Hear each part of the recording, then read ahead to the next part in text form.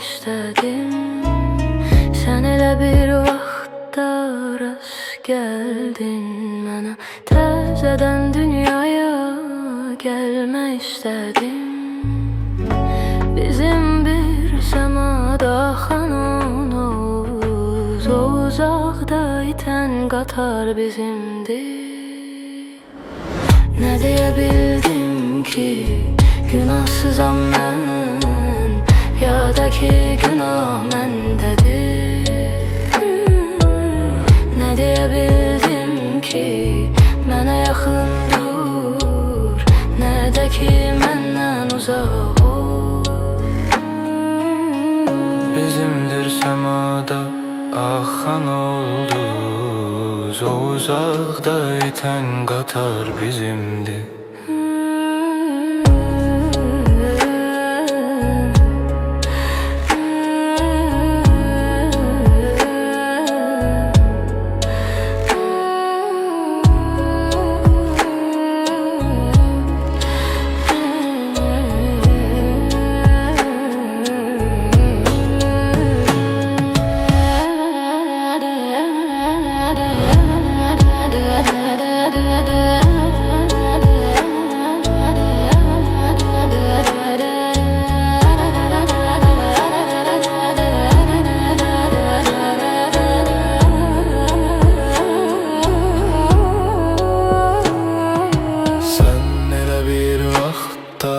Rast geldin mənə, özüm öz halıma gülmək istədim.